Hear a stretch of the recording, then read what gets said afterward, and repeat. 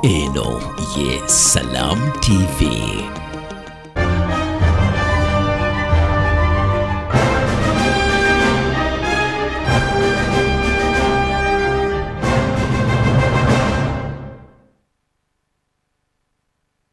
Assalamu alaikum wa rahmatullahi wa barakatuhu. Nkwaniriza mu program Political Islam. Ze Alhaji Abdusalam Ali Kinobe. Muno mwetutunulirira ensonga ezitali zimu kwezi zibaddewo wiiki neze tulaba nti zeetaaga okutunula mu ngeri y'enjawulo. Buli lunaku olw'Essande essaawa 3 okutuuka ku ssaawa 5 tubaawo wano mu ngeri y'enjawulo ey'okubaako kye twongera ku kumanya kwo. Mbeera ne Imam Idi Kasozi era naye eyatuuse dda. Abafiiriddwa nyongera okubasaasirako ate nammwe abalwazizza wamu n'abalwadde ne mbasaasira nga bwe tusaba Mukama Katonda abasuuse abawonye obuyinza obwo buwonya yabulina yekka era nammwe abagumye abalina abalwadde bammwe mubalabirire bulungi mubawulirize. Omuntu bw'alwala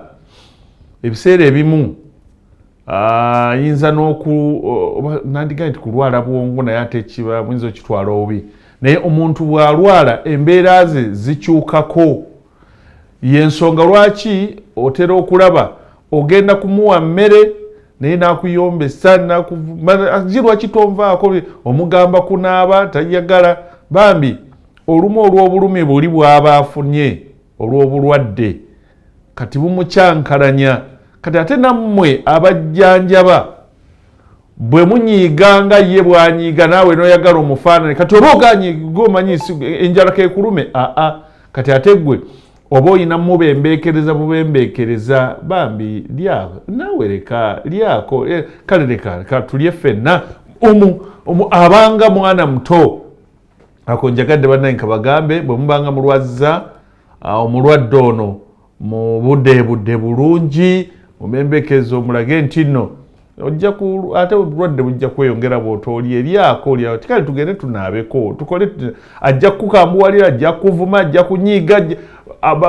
omuntu bw'alwala oyinza okulaba nga kigere kyekirwadde naye obwongo buba nabwo bukoseddwa anyiiga mangu mumanye bwe mukwata. Bwe olaba nga tokisobole wakirifuna abalala abanamujjanjaba abajja okugumiikiriza embeera eyo.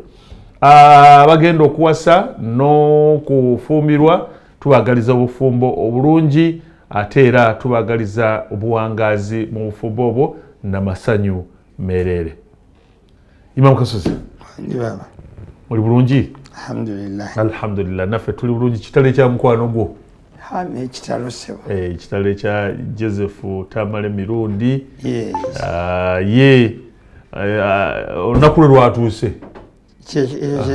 Olunaku lwe lwatuuse, ekibuuzo olutuuse lutya gy'oli kubanga naawe olulwo olujja. Naye katulabe wiiki etambudde etya, biki bye tutunulidde olunaku olwaleero nga byonna tujja kubanga tubijjayo mpolampola. Ensonga y'ekiteezi nayo njega njereere, olunaku olw'eggulo ndowooza lwe yaweze wiiki ennamba naye eyo nayo ejiddemu bingi. Uganda, are we ready for disasters oba we are not yet ready? Of course a disaster oyinza okuba nga tosobola kubeera ready, but are we prepared? Ensonga lwaki Ministry of Disaster Preparedness, are we prepared for different disasters oba no? Tugende maaso Imam. Alhamdulillah rabbil alamin wassalatu wassalamu ala rasulillahi sallallahu alaihi wasallam wa ala alihi wa sahbihi wa sallimu tasliman kathira. Abatulaba n'abagoberezi ba programu eno gye tumanyi nga Political Islam n'abagazi ba Salam TV ne baganda baayo babe bakulu. Omukulu tuyina omu abalala bonna bato. NBS yekka mukulu waffe bano abalala bonna bato. Omukulu waayo ne bato baayo ku platforms zonna ez'enjawulo. Assalamu alaikum wa rahmatullahi wa barakatuh. Wa alaikum assalam wa rahmatullahi wa barakatuh. Okusooka munzikirize nsooka okuyozaayoza ku luno abaafunye ebirungi mu foomu yonna ebimu nga mugoberedde bulungi endagiriro n'enjigiriza y'eddiini Busiraamu gye mugoberera, ebirala nga bibasusseeko olw'entegeka zemukola n'abantu ab'enjawulo, ne mwegenda okwesanga ng'abantu abo mugamba nti babasinzizza amaanyi.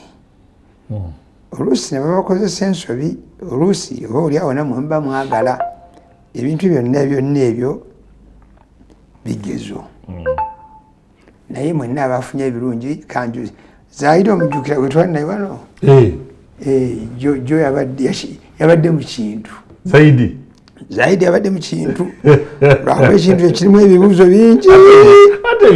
anti yagamba bajjanga imaani zaabwe ziri waggulu tubapungulula kale ate ffe yatumazeemu wuzu nezo swe twagala okumyako emanyi singa nno naawe Zaidi kwoli oba Kalisa mugamba abeeko Zaidi kuyozayoza ssebo Zaidi yevuddemu omwali mujjo yevaamu dda yayongeddemu bwongezi babuyita butya yayongeddemu bwongezi obubadde obukodyo gymnastics bwe bakola ki bwe bateekamu bwe yayongeddemu n'olwekyo n'abeera nga yeeyongeddeko mu maaso tumuyuzayuza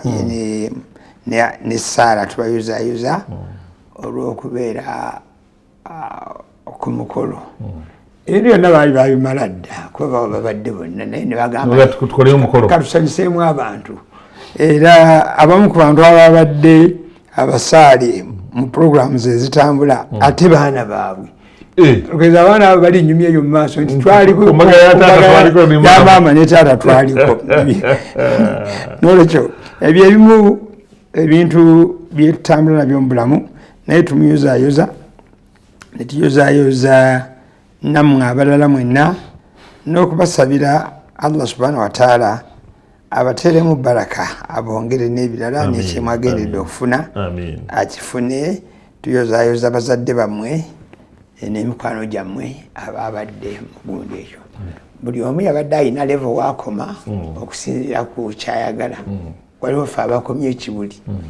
waliwo abaali kukwanjula, waliwo abayongeddeyoko bagita nikaani, waliwo n'abaabuze. Oli yasiibudde nga ga reception yasibidde ku Africana nalabye nga aweza message noga nti tuli ku nikaani nagamba nti mumpe location. N'olwekyo ebyo ebibeerawo naye ekyo nga tukimaze n'abalala abantu abafunye ebirungi. Waliwo omuwala wange Masituula Matovu yabadde ne shukuru y'okuva e Makka. Ate nga myaka ebiri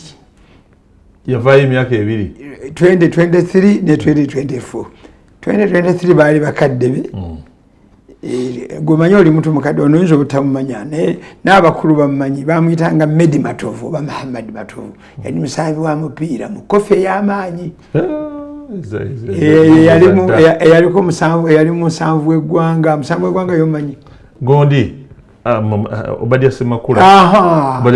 musanvu w'eggwanga Basemmere Bamugalu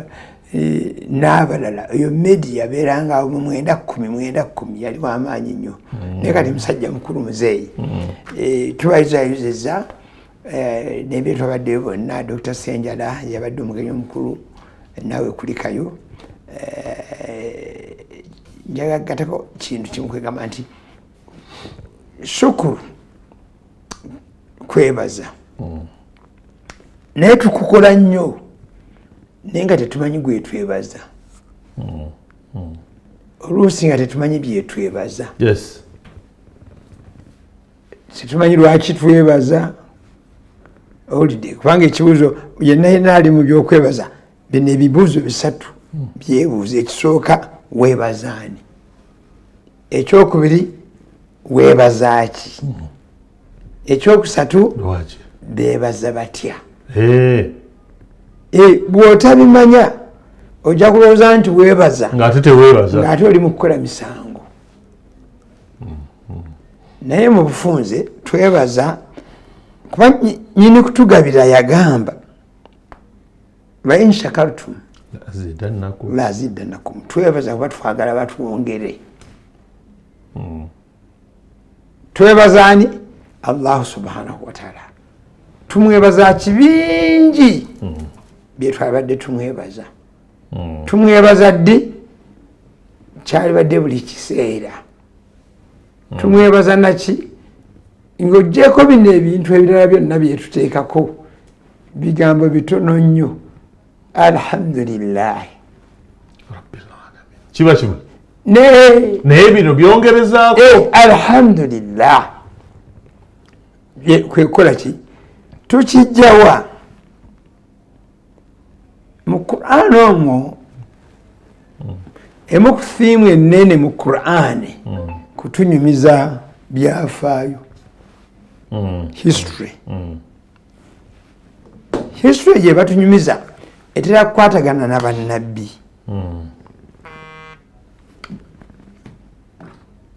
nabbi Sulaiman alayhi salatu y'omu Katonda byeyagabira ebyengeranga binene yayiga ennimi zonna ez'ebitonde byonna ebyogera ate n'afuna n'obuyinza obubiragira ne mu Qur'an Katonda atunyumiza n'agamba nti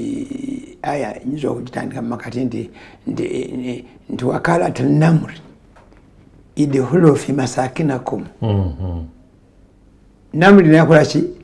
Allah n'alagira nti namuli kyekiki kubanga abantu bangi nsanafu bikennembe munyeera nkuyege kiki kaasa namuli obuwuka bwonna obutambulira mu gurupu ennene ne buteekawo oyinza kyonna kyagala kyoba otuuma okitegedde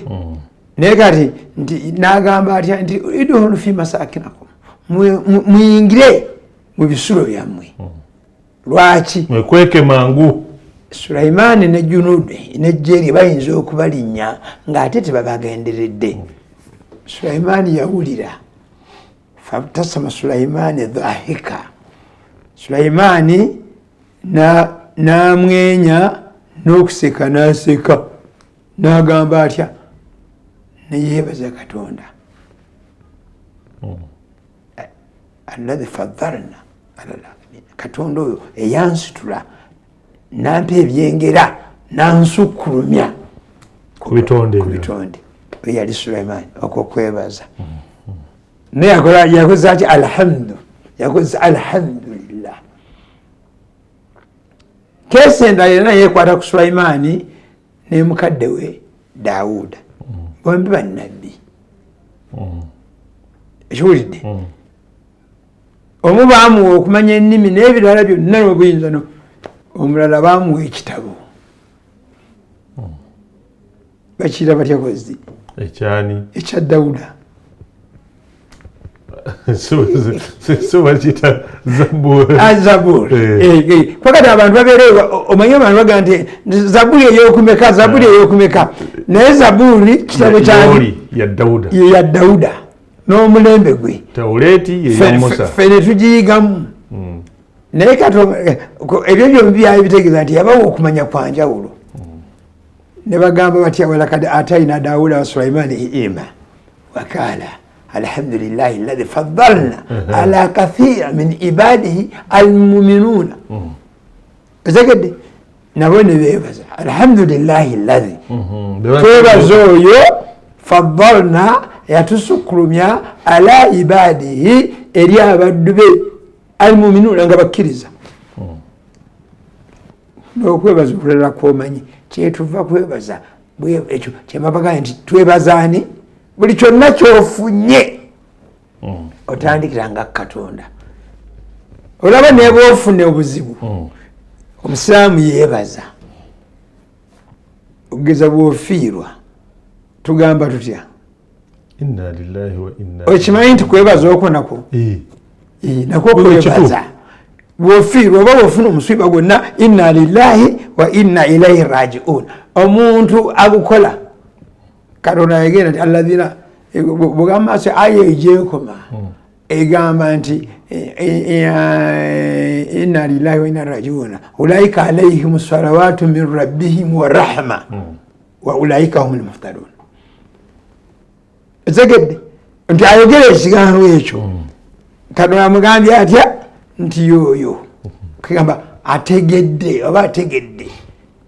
Katonda n'amuteekako rahama ye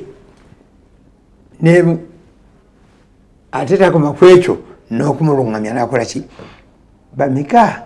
abeebaza Katonda olw'okubanga yatulungamya. Sizze kusomesa ebyo irimu y'abantu balala naye ngireese lwabino abaafunye ebyengera naye abantu abasinga njagattamu kimu ku mukutu guno simanyi nafunyeeko message ng'omusiraamu omwa ali mu Kaaba agamba bannange munsondere ssente ngula amaziga nsobole okulaba obulungi simanyi wakalabyeko nfuna amaki si maziga gano gakukaaba nedda amazzi agali mu maaso agamusobozesa okukola ki okulaba obulungi n'eriiso ne likyuka kakati gwe nze naawe esente zange tozimanyi miliyoni meka buli mwezi ekitegeeza tazisobola it is not sustainable. Ne bamu sente ziri mu Uganda yonna Mungu n'amuwangazaayo emyaka nga5 gyokka ziba ziweddewo zonna ziri mu Uganda ng'agula ki kakati weebase Katonda empewo gyetussa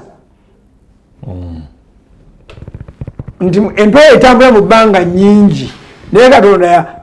n'akusobozesa okussa okisigini yekka n'otassa eri ekyo wali okyebazisa bwe bukulu bw'okwebaza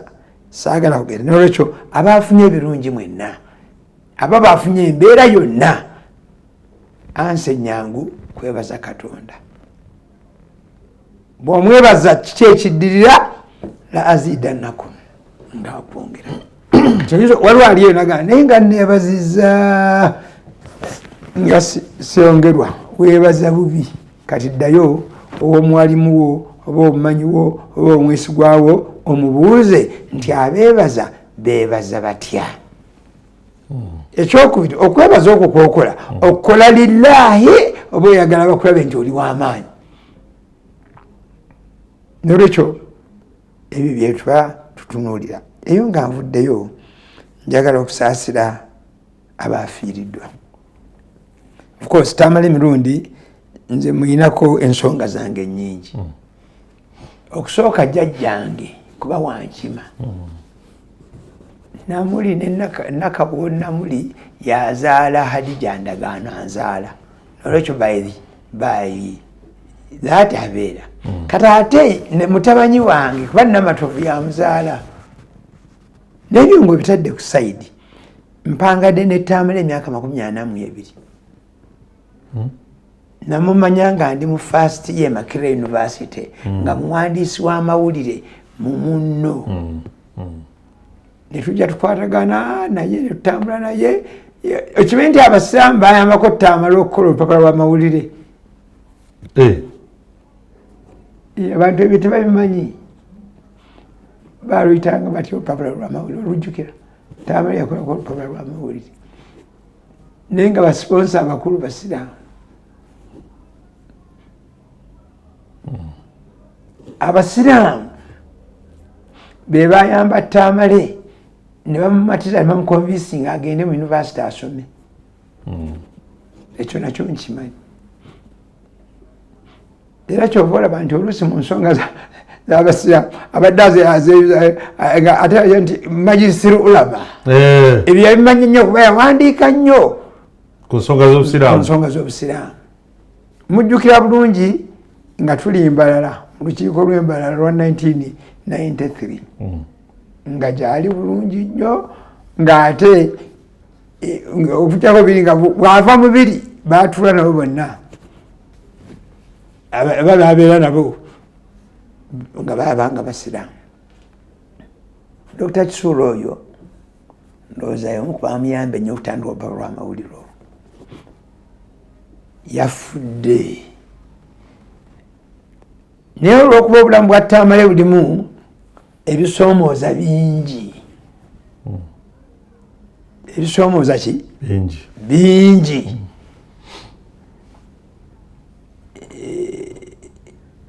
Ne Tamale gwe mmanyi nze abantu bangi tebamumanya era baga kumutegeera kati bw'anayita time kati lwagenda okutandika okumutegeera. Sometimes lwaki abadde abehavinga mu ngeri gyakola ki emu ng'enyiiza endala ng'esanyusa. Naye bw'amala okufa byonna tubyerabira kubanga at least gwe ayagala okwogera bingi kale funamu consolation wega nti ne bw'okola biri byonna ofa then naawe omanyi nti ogenda kufa. Weerabire toyogera biwanvu toserebulatinga kuba omuntu afudde towishinga nga muntu kufa kuba gyagenda tomanyiiyo. Nolwekyo Tamale yagenze waliwo ebimu ebigenda okuzibuwala kubanga obutafaanana bantu balala ebirambo byaffe ebisinga byakyama naye kya Tamale kyali kyalwatu. Ebimu byeyalaama byakyuse dda.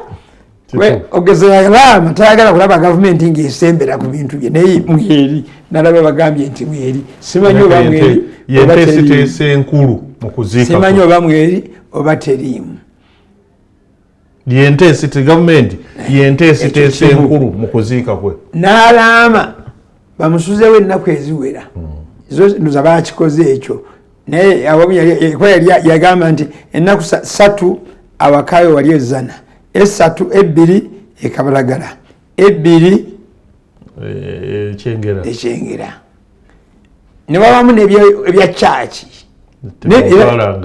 bamutute n'omusabira ate alina abakazi 3. Ezo ze contradiction z'obulamu si ku Tamale yekka ku bantu ffenna. Ekitegedde kweka kati akabaliro akagamba nti omuntu awasa omukazi omu yekka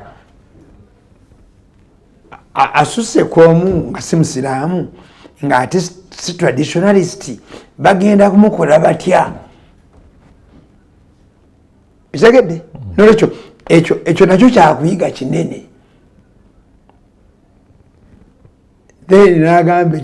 ekigambo ekinene n'agamba nti bamuziike ng'ayimiridde. Omuntu yekka gwe mmanyi gwe baziika ng'ayimiridde ye Mobutu Sese Seko. Eyo gye bamuziika ayimiridde lwa bigambo bya space. Morocco, yes. It was Morocco. Bamuziika ayimiridde. Kati Tamale bamuziike ng'ayimiridde ate omutwe gusigale ki. Of course byagattako ebimu tebiriiyo. Nze nyiza n'okulowooza. It was fun. Exactly. Ekyagoberezaako kye kikulaga nti ndaba anaazannyira ku bakyala bange.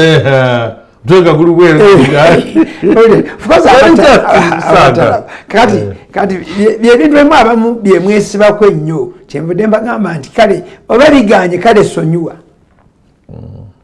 Eba biganye bikole ki? Bino obukwakkulizo n'ebikimu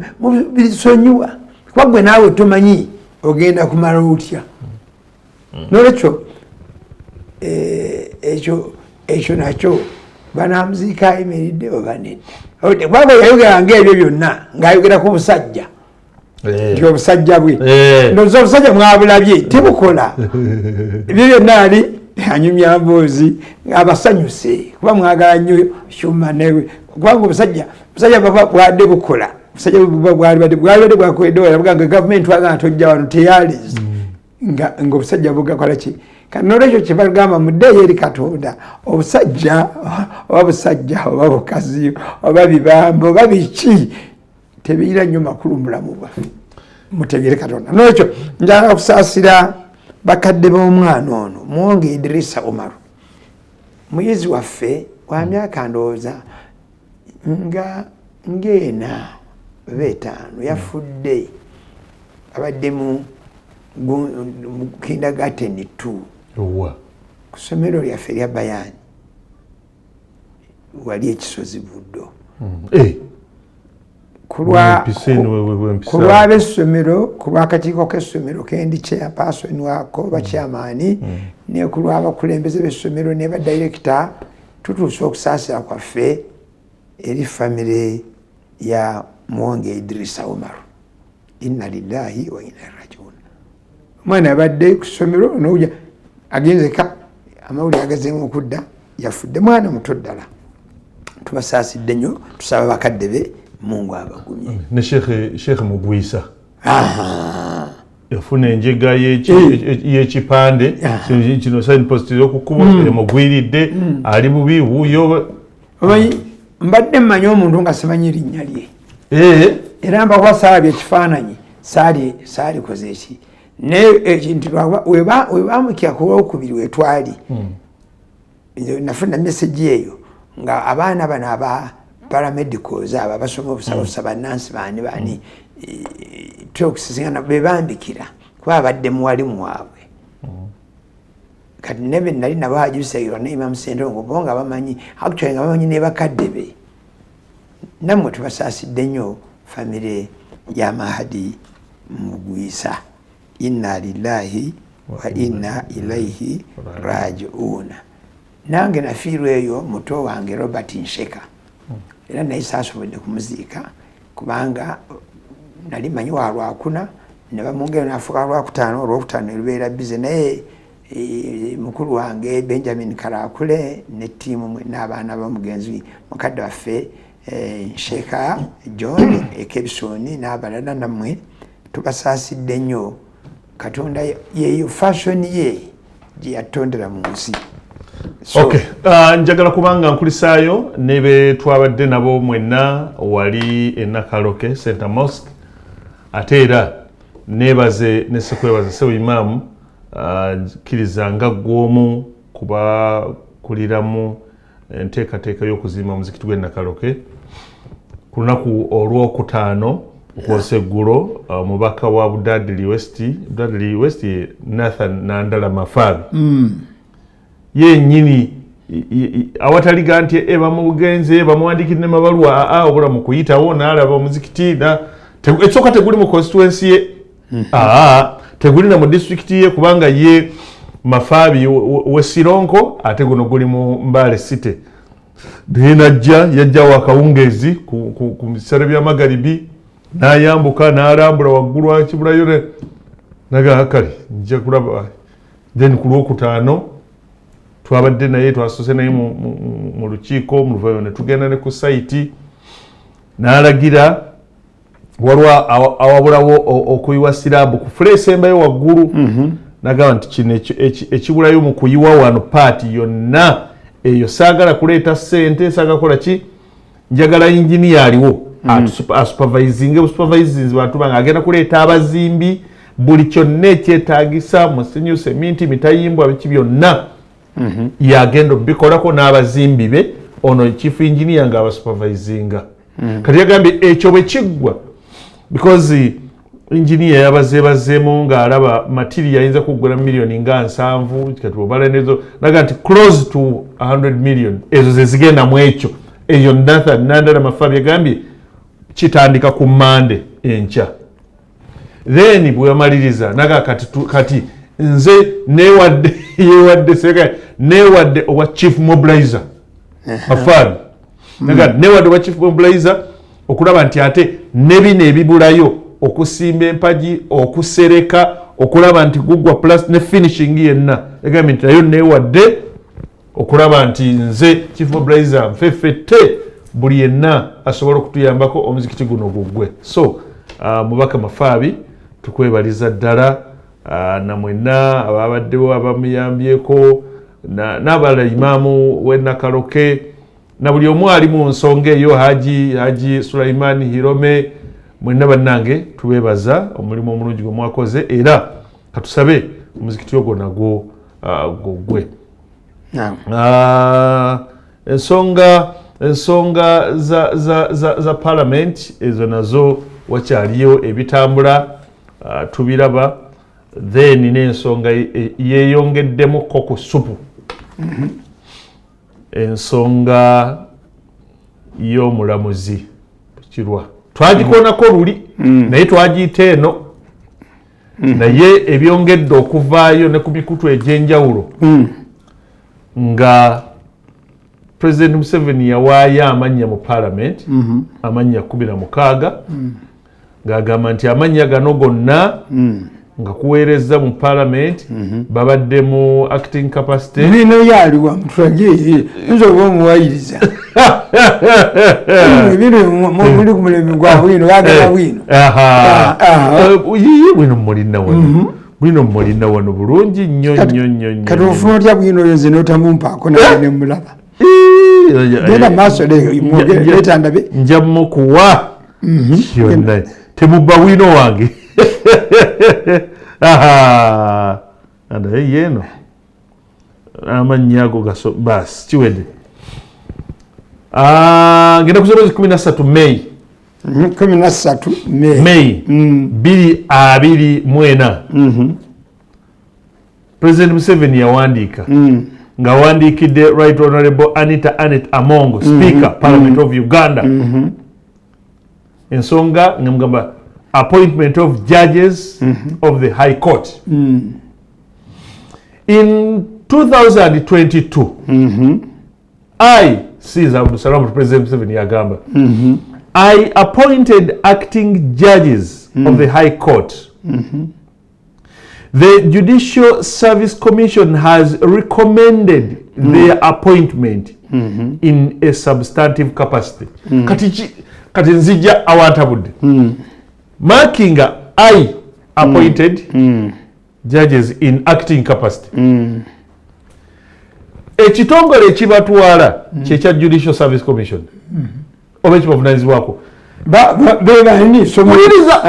Judicial Service Commission has recommended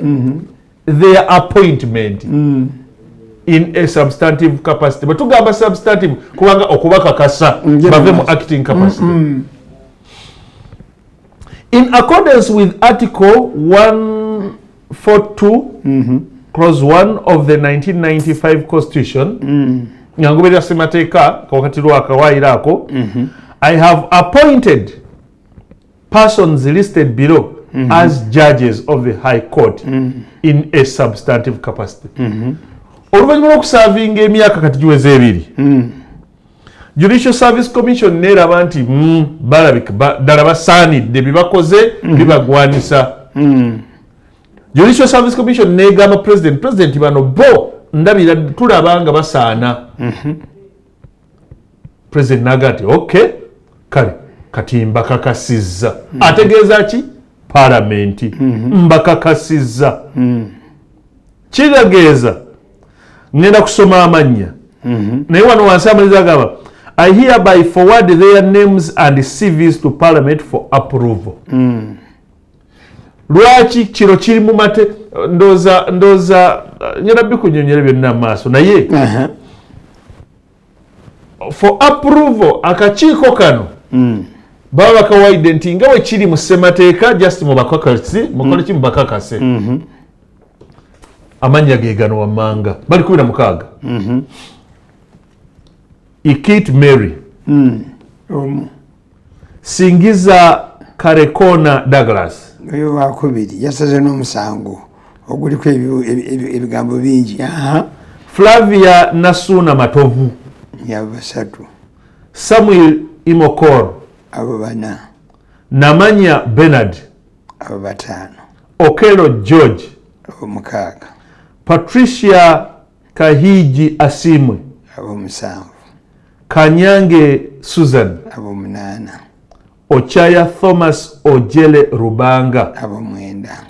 Kahwa Christine abo 10 Patricia Motesi 11 Bukirwa Farida Shamira 12 kwali 12 Bukirwa Farida Shamira 12 Harriet Grace Magara 13 Ashelam Collins 14 14 Celia Nagawa 15 jajja wange ati ne 16 Nshimye Alan Paul Mbabazi abo ababiri oyo Nagawa ne Bukirwa be babudala bokka abalimu Nagawa Seria jajja wange oyo muzukulu wa Hawa nga nani Bukirwa Nagawa ne Farida Wali. I hereby forward their names and CVs to Parliament for approval. Yoweri Kaguta Museveni, President, Nawako Kopi, Chairperson, Judicial Service Commission. Ensonga julide? Njulide, kati ekibuuzo. Kati uliriza? Eyo nga ebadde yagimuwandikidde nga 13 May. Then nga 28 May. 28 May omwaka era gwe guno. Adolf Mwesige Kasaija clerk wa Parliament nawandikira Justice Bukirwa Farida Shamira. Nja kubulya lwaki ono gwe nokoddeyo twakikodako luli naye kati kwongera Adolf ye clerk wa Parliament ndoza clerk tumuvunne muteeka tugambe omuwandiisi omukulu wa Parliament bwetyo yeka bwova kubali abakubiriza olukiiko yekalabalaba w'ensonga zonna ezitambulira mu Parliament bwekiri agamba bw'ati aweereza invitation to a meeting with the Appointments Committee of Parliament. Aweerezo ani Bukirwa. The Right Honourable Speaker of Parliament received communication from His Excellency the President regarding your appointment as Judge of the High Court. Tisipike baruwa yagifuna kuva President ngaga nti oweereddwa omukisa okubeera okakasiddwa oba olondeddwa okubeera omulamuzi w'ekkooti enkulu. Article 12 of the Constitution requires that your appointment be approved by Parliament. Okusinziira ku kino Parliament kukakasa amateeka bwe gagamba nti bwe bakulonda Parliament ng'ekukakasa. In this regard, you are invited to you are invited to interact with the Appointments Committee of Parliament on Thursday 30th May 2024 at 9 a.m. in Speaker's Boardroom, Parliament House. You are requested to turn up for this important meeting. Please come along with your original copies of academic documents and national identification. Adolf Mwesige Clerk Parliament naweerezako Speaker ne Deputy Speaker ne bamuyita. Kati awo waaliwo ebibuuzo bingi bwe bamuyita yajja oba teyajja nekikakasa nti ddala yakola ki yagenda. Kaakati waliwo ebbaluwa endala yiino ije ngenda okumaliriza nayo nkuwa omukisa oyogere. Ebbaluwa ate bw'ogunyima nga ngenda anti ogambye mpa omukisa oyinza okugunyima ngenda gigukuwa nga 8 August 8 August era omwaka gwe gumu kuno Principal Judge yawandiikira Honorable Lady Justice Bukirwa Farida Shamira wiiki emwe mabega munana siwe tuzirwana okuva olwokutuka kati waise ennaku 10 zokka ng'amugamba bw'ati ensonga ya ku handover kansome ebigambo handover of office and docket at Jinja High Court Circuit. The above subject matter refers the judiciary did not receive from the appointing authority from the appointing authority your instrument of appointment as a substantive judge of the High Court. Therefore, since your acting period as a judge of the High Court expires on August 15th, leero mmeka? Leero 18. Kiza nti yaweddeko 2024. This is to request you to hand over your office, all judiciary properties, and all case files before you to the head Jinja High Court Circuit as we find out why your instrument of appointment was not received by the judiciary. Flavian Zeija, Dr. Principal Judge, bwatu nawako bantu bangi copies ekibuuzo. Waliwo n'ekisala kyenyaga olusooka onoonye.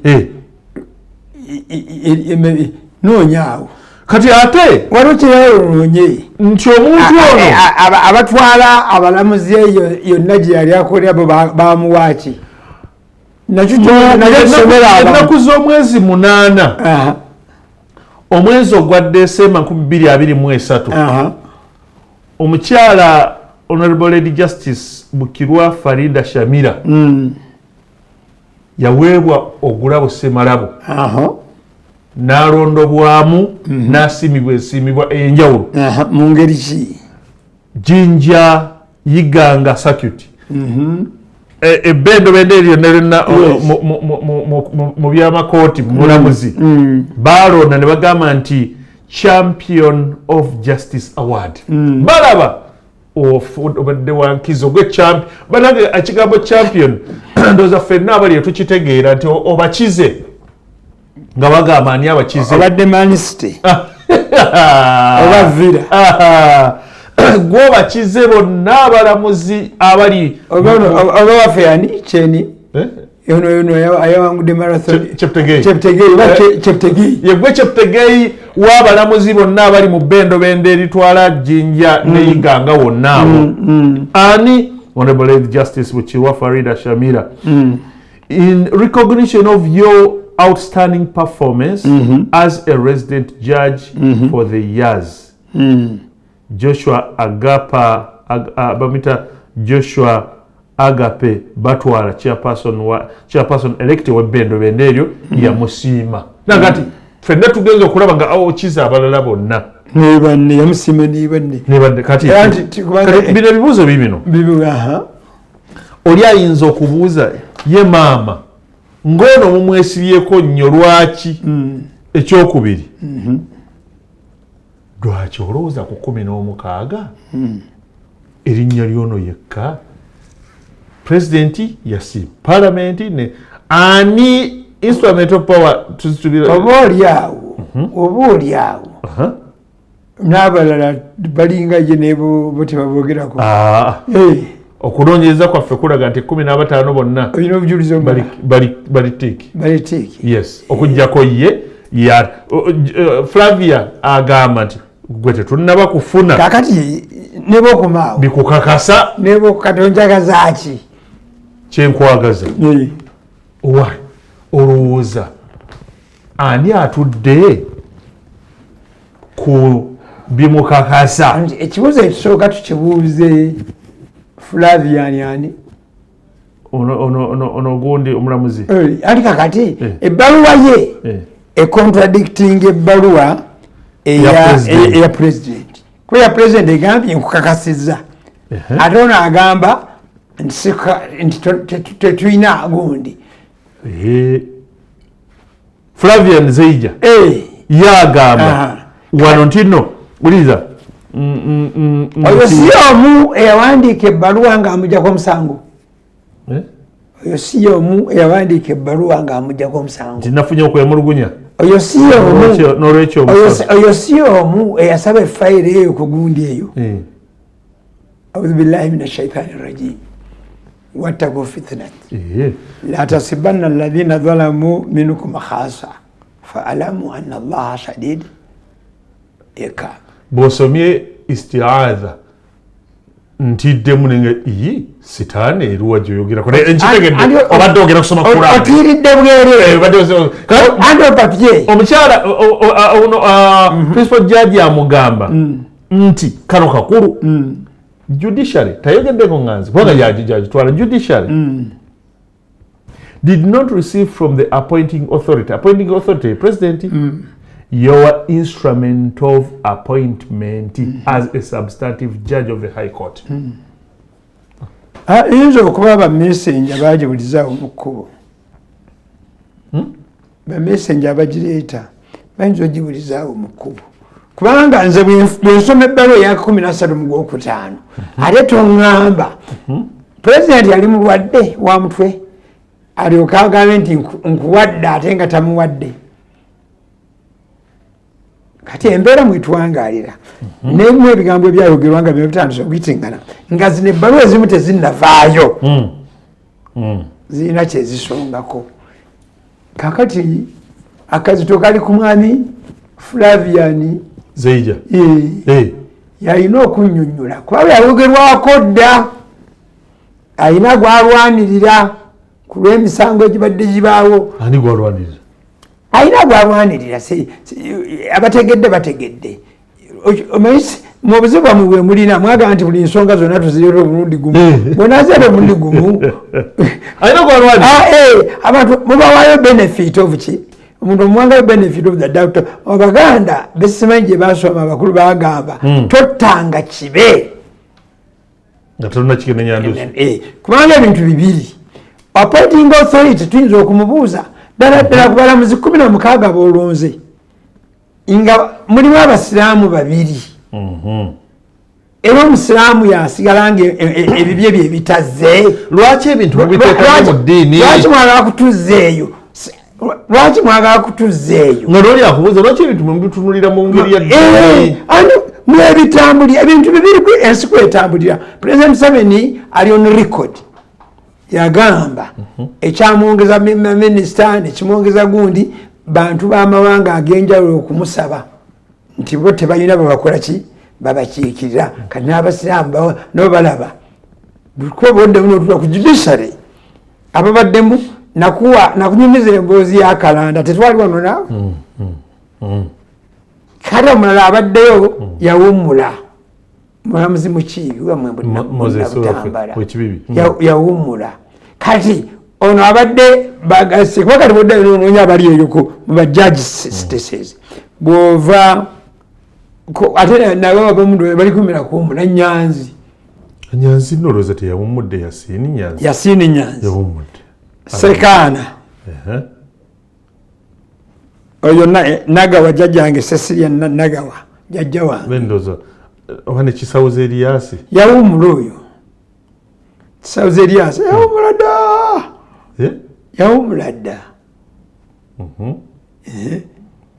okay mulimu kati mpozi ne baana ba magistrates abo ate twogera ku bajjaji toŋŋamba ba magistrates njagala bajjaji wemanyi ekitegeeza kuba kati bano n'emyaka gyabwe bano kati bo gye balina gye gibadde gisobola okubatwala ku benchi eri ennene etuulamu Alfonso Owiny-Dollo mugiyita mutya eyo eya constitutional court ensukkulumu mugiyita mutya mu luzungu court of appeal court of appeal eri wansi w'eri Supreme Court Supreme Court eyo gye bava yende mu court of appeal magamagayo ekyokubiri ffe batasoma mateeka oba ffe tutasobola kati omuntu atasobola ate bamuwa batya awaadi okunoonyereza okwange kwe nakoze nanjala munoonya nzije njogereko naye ani bukirwa gweyagala kunoonya ate kubanze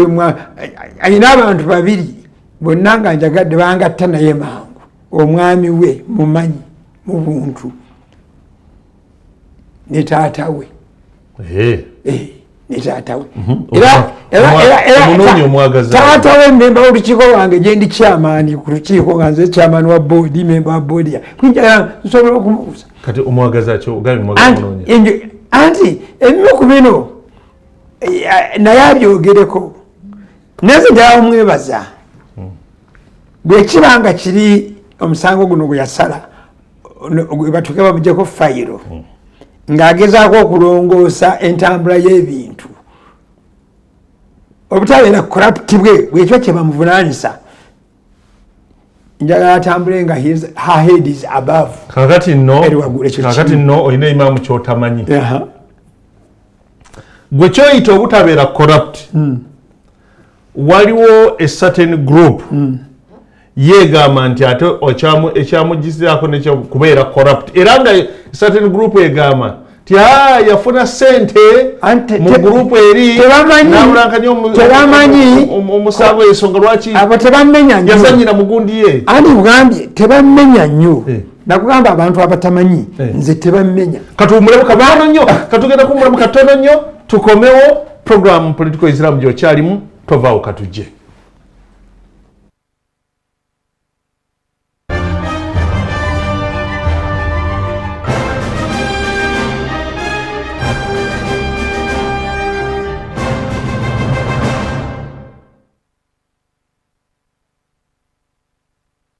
YPA Goats Farming Project bakuguliddewo olugyo olw'okugaggawala okuyita mu kulunda embuzi. Balina embuzi ez'olulyo nga zikula mu myezi 6 n'ofuna amagoba. Bakusomesa n'ofuna amagezi ag'ekikugu ku kutandikawo faamu y'embuzi n'ennunda ey'omulembe, kw'ogatta endiisa n'enzijanjaba. Balina ensigo z'omuddo omulungi okukuza embuzi amangu. Gw'alina ekirooto ky'okulunda embuzi, jangu mu YPA tukutaasa okufiirwa. Tusange ku ofiisi zaffe ezisangibwa e Rubaga okulira n'enkulungo ya Kabaka ku kizimbe kya YPA Building oba e Nansana Naluvule. Tukubireko ku noti 7 oba noti 774 ye YPA Goats Farming Project. YPA. Nala Instant Noodles, the ultimate convenience. Just boil, season, stir, and enjoy the delicious different flavors. Get your Nala Instant Noodles today for a quick, tasty meal. Available in shops and supermarkets countrywide. For wholesalers and traders, visit Chapa General Enterprises, shop number 3, Chikubo, Kampala, Rafik Building. Nala Instant Noodles, boil, season, stir, and enjoy.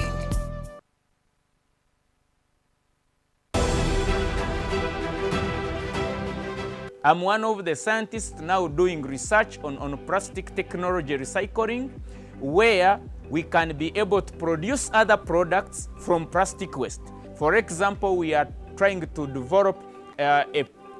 plastic tile with sand plastic tile, that it is unbreakable, it can be shifted from one roof to another. So this is a project we are working on. It's our initiative as Kazire Group of trying to reduce waste from the environment. Brothers and sisters, Taso Butonde for a better Uganda. This message is brought to you by National Environment Management Authority, Kampala Capital City Authority, Vivo Energy, Airco, Pepsi, Stanbic Bank, and NBS TV.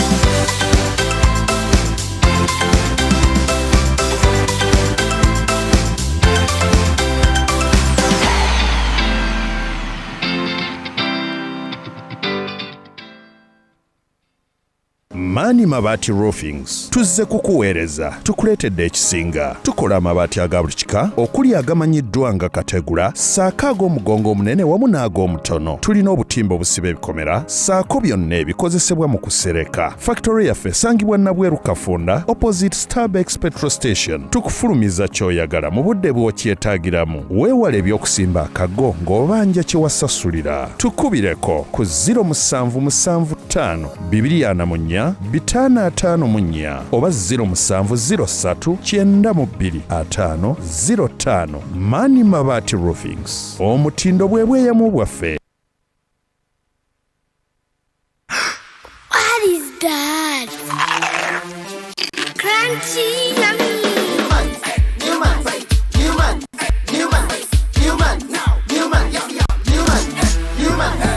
Newman eats, Newman bites. Newman.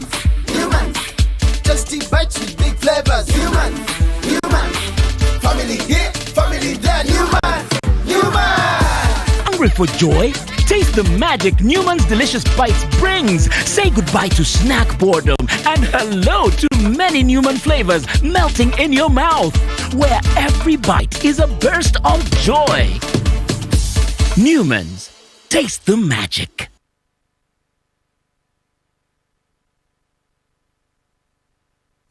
ensi bwegenze ekula ebintu bingi nnyo bitumanyi nti biri halaali bigenze biyingiramu ebitali halaali twesanze ng'ebintu bingi ebituwoomera maka gaffe bikoseddwa nga biyingirwamu ebintu n'enkola etali nnuŋŋamu eyinza okukosa enzikiriza wamu n'obulamu bwaffe wano Uganda Halal Bureau kwe kuvaayo ku lulwo okusunsula n'okwekenneenya ebyokulya n'okunywa okukakasa nti bituukagana n'omutindo gwa halaali awo nno gwe omuntu wa bulijjo obuvunaanyizibwa bubwo okunoonya akabonero ka Uganda Halal Bureau ku buli kyogula kubanga keekakakasa nti biri halaali ate gwe muna bizinesi funa akabonero kano abantu okukakasa nti by'ofulumya ne by'otunda biri halaali tulye halaali tunoonye akabonero ka Uganda Halal Bureau ku buli kye tukozesa okumanya ebisingawo kuba ku ssimu zino 084 23 35 61 oba 0758 52 00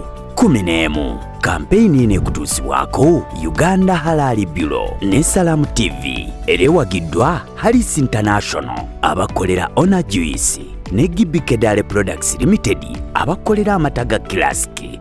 kozesa ebiri halaali byokka woli na buli woogenda Uganda Halal Bureau.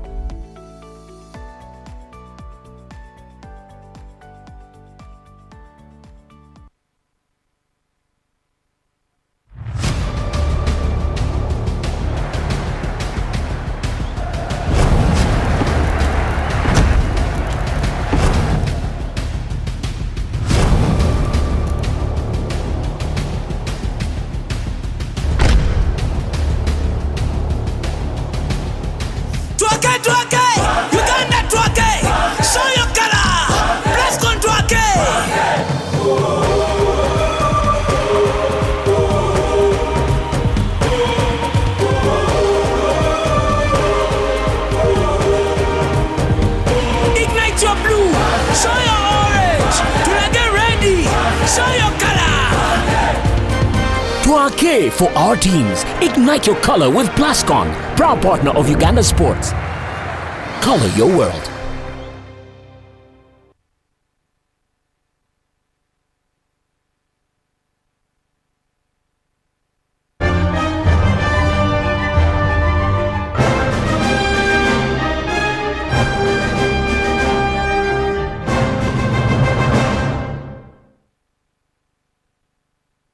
Nkukulisaayo mu bubaka bwe tuva okufuna ate era n'enkwaniriza mu kitundu kyaffe kino ekyokubiri. Program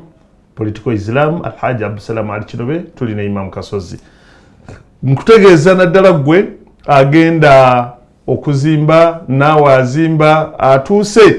wali waggulu kale tugamba atuuse ku wall plate yawo manya nti ekiddako ogenda kusereka Mani Mabati Roofings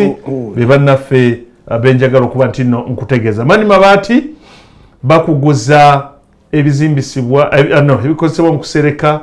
twogere ku mabaati aga buli kika ate era nga naawe alina ettaka lye olina kibanja kyo oyagala kukiteekako sengenge oba akatimba akagumu ddala Mani Mabati Roofings bali wali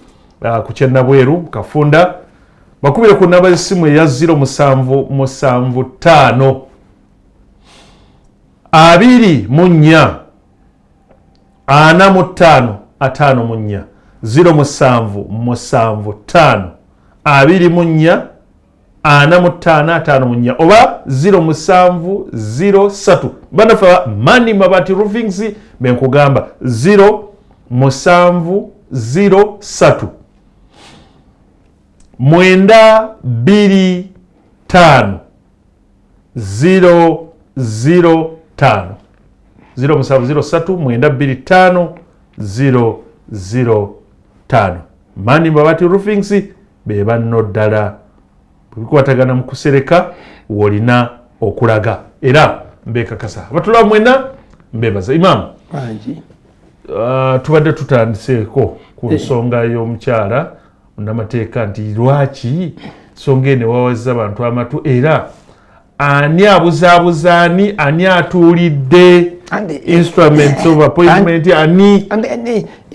tewa instrument of appointment esinga kiri kati ebintu bibiri Flavian mwami manyisi mukyala mwami Flavian ayina obuzibu bunene bwalina okunnyonnyola ensi okutugira ekiraga nti olukiiko lwa palamenti oluyisa terwamuyisa n'okugamba nti pulezidenti yakola nsobi okumuteeka mu bantu 16 ekitegedde kati abo babiri kubanga yono Flavian si appointing authority kakati kiriisa okubanga kibeerawo ekiti nga president aba appointing in acting capacity ne bakolako ne babaga nti kati ekyo kyaliza Judicial Service Commission erabe oba batuukiridde Judicial Service Commission neraba nti batuukidde oluvannyuma lw'akabanga neweereza president era byonna byakolebwa Judicial Service Commission neraga president mu bbaluwa ye eraga nti Judicial Service Commission yamurekomendinze ne baweereza era ne bamuyita mu palamenti kati oba olwo president ayinayo ey'enjawulo abaweereza kakati ebintu byonna balyeeza abalala zonna yaziweereza ono ye n'atagiweereza ebintu byonna bagamba nti the ball is in the court of Flavian kuba yalina doubt katwagala aleete obujulizi obumugamba ye Flavian sebe Flavian Dr. Flavian omuntu asoba n'afuna PhD n'abeera nga alimu obubuyabuya tukusaba tuyambe mangu okendeza ebigambo by'abantu oleete obujulizi okuva mu Judicial Service appointment authority obugamba nti ebbaluwa yono tekola ki yo teyajja abantu bajja kuwumula n'ebyo nga mbitadde ku sayidi Farida tagendanga kusoma kubeera jjaaji yagenda kusoma afuna amagezi g'okusoma ag'essomero gamuyambe okuwangaala bulungi eyo gye bamusangira ng'alina byakoze ebitegerekeka ne bamuwa obwaki obulamuzi gye bamusangira kakati okuluuzinga kino tekitegeeza nti tagenda kuddayo kukola ki nakuwa ekifaananyi ky'omulamuzi gwe bayitanga Moses Kalanda bino byabaawo n'agenda nagulawo Chambers yemenye ki abakiza omumanyi bakiza yaliko badirector abekiwuli police ekiwuli bagira bati department ebeerawo criminal investigation CID yaliwo omu mu CID nga wamaanyi naye amaliriza looya nga zze n'ombwa looya omulamuzi Kasacha Muhammad Seeka yabadde chief magistrate not long ago bwe yawumudde Chambers weziri wali enansana wali osobola okugenda n'akuwa kati ate eyo ye ali nnyo technical mu bino ate alina ne sharia kati abalina ebatawanyawo mu makati eyo gye mwali badde mugenda abantu abakugujja n'ekyo nze nkakasa experience ya Bukirwa eyamuweesa obulamuzi bw'agiza mu Chambers ajja kukola naye konsaani yaffe eri luddawa eri mu nkola y'ekivandulo eno abantu gye bakolamu kubanga singa awandiise ebbaluwa tabadde Flavian n'abadde siina bigambo naye Flavian yalabikako dda ng'amuyigga ng'alwanirira mukwano gwe Flavian ng'alwanirira mukwano gwe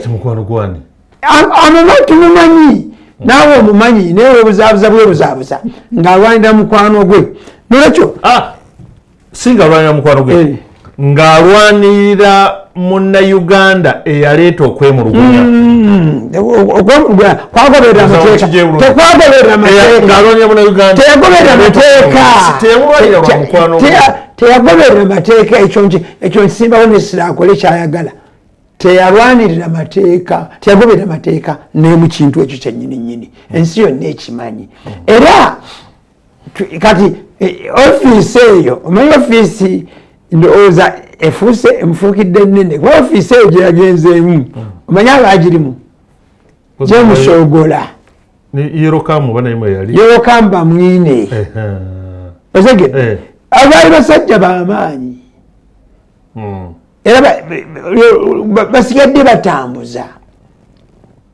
naye olwokubanga mu ggwanga lino eggwanga lino nakugamba ebifu byebikola kyova olaba osanga owa bodaboda ng'asibye omutayimba mwava cross bodaboda ye oba oluggi bwe luti nga avuga piki ku gundi n'ayita ku basirikale nga teri amugambyeko naye nga kyakola ekyo tekikolebwa ku main road kyova olaba nti abasirikale babaawo mu roundabout ng'amateeka gano gaga nti omuntu yenna avuga ekidduka keep left naye ababoda bakeepinga right naye nabo bakopa abakungu b'ensi eno n'abakungu b'ensi eno abantu abakungu b'ensi eno n'abagamba nti baweza empeke nabo bavuga keep left keep right nti bali mu bwangu bagana okukuuma obudde ate ne bagala akole bakuuma obwangu ki process tufuliddemu ebisago bingi ku makubo okwo so kati noono kyogamba teyagoberera amateeka bwe yali akola kiri yagoberera amateeka nakino simanyi enkola ye ekyokubiri eggwanga lino lirabye ebiwandiiko bino byonna byosoma wano tegyali badde ku social media naye kibireetako kiki ye aya gye nasomye eyakukanze mutye fitina mutye embeera erimu okugezesebwa bwebezze la tasibanna alladhina dhalamu minkum haswa tevunaana terumya abo bokka abakoze eki kuba omukyalo ntalina dhulumu yonna n'abagyeyo statistics z'emisango gyeyakabaamu ne gyakasala nga talinaayo yali agambye nti guno wamusala bubi ekiwulidde abantu babagize bali mu 150 yali over 300 cases handlinga in that spare of time teri yagamba okujjako guno ogumu gwokoze eki ng'ate nagwe yagoberera Company Act byegamba nti singa abantu babeera balina bashareholders mu kitongole kyonna ne bafunamu obutakkaanya memba w'ekyo teetaaga kubanga alinamu ne ofiisi agenda mu kooti bwe yagenda facts ze baamuteera ku mmeeza si yatambulirako nolwekyo bwe kibanga Flavian ovunaana Bukirwa olw'omusango gwa Supreme Council owulidde ogwa Supreme Council guno omusango si gwa Mubajje si gwa Ssemambo nga bwe mwogera musango gwa Supreme Council bamemba ba Supreme Council be baloopa Supreme Council mu kooti neeramula bwe yalamula nekibeera unfortunate Seeka Mubajje n'akwatibwamu ne Ssemambo ne yeesangamu ekitegedde kati abantu ne bakola ki olowooza nti eyinza okuba ensonga lwaki emutuusiza wano ku bino ate wali endala baleeta endala nagamba tusoma amaaso gano galaba bwombuuza ebiri eri emabega ekisenge kyo nja bikugamba byetusoma kyekituleeta wano nolwekyo ebyo byonna gyebiri ekyokubiri tuli ku kagero k'Abaganda nti embuzi yange lwe yabuze embwayo lwe yafunye gulinga obwoya nolwekyo ekyo ndowooza ne bwenkikomyawo naye nze Farida Bitima njaga kukugumya nti bino byonna tewazaalibwa nga oli mulamuzi ate obulamuzi si bwe kutuusizza wooli. That is part of your contribution. Ate contribution yo ogikoze ekirungi kwemba ne byonna byebamusabire ne yabikoze ng'alagaki nti ye amuliisa amuwa omulimu amukuuma amumanyi ye Katonda we baba n'abantu b'oku nsi basobola okukola byonna nga bwe nkugambye ekiro watandikidde Tamale emirundi yagamba mu lwatu nti sabanga gavumenti emugikkiriza naye twagenda olwa nti State House ewa President's Office etakings over ensonga zaki z'okuziika Tamale owulidde kati byebyo abantu basobola okukola ekiwakanya gwe kyokoze kubanga bo yentegeera n'endaba yaabwe omukyalo ono musaba asigale ngaali strong steadfast namulengeddeko mu Juma abakuba yabadde munakuwavu ne mu Juma teyalize yaga nti after all terinyo gundi kale ate bambe njagala kumusaasira kuba famire yaabwe bafiiriddwa taata waabwe Haji Yusuf Kabunga enjaga kusasa famire ya Haji Sene Jafari Sentamu waswa baade namwe abalala mwenna tusaaliddwa nnyo olw'okufa kwa muganda waffe Haji Yusuf Kabunga. Kale webali kuba nti nno kyatugoberera akadde kano nyongera okujjukiza omanyi twewaayo programu eno ekyo nakyo twagala nakyo kitugattibweko nti twabajjukiza bannaye mbajjukiza ensonga ya zaka gwe wenna kimanyi nti ogwa mwaba abalina okuwa zaka kusaba weebanje era ffe tetukubanjiza obula tukujjukiza nti weebanje owe zaka gwe yita omuwalimu yita omuntu gw'okakasa nti ono amanyi okubala zaka ate era ngambe n'abawalimu bw'obanga tomanyi toweeteekako okugamba nti mmanyi okubala zaka kituufu mulimu abamu nga temumanyi temusobola kubala bulungi zaka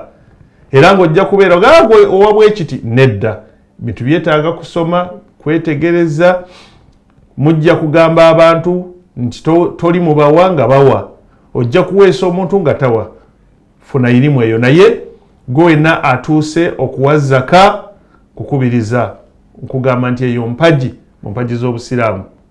gye tuteetaaga kuzannyiramu tuwe zaka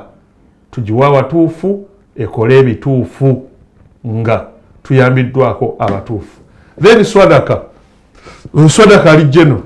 konna koolinaku koyagadde oba oyagala kusaddaaka miliyoni 1,000 oba oyagala kusaddaaka siringi 2 oba luno 1,000 lwaffe olwa Qur'ani oba oyagala kusaddaaka kakadde swadaka eyo teriiko ki olwo abantu eyo abali mu mbeera enzibu ennyo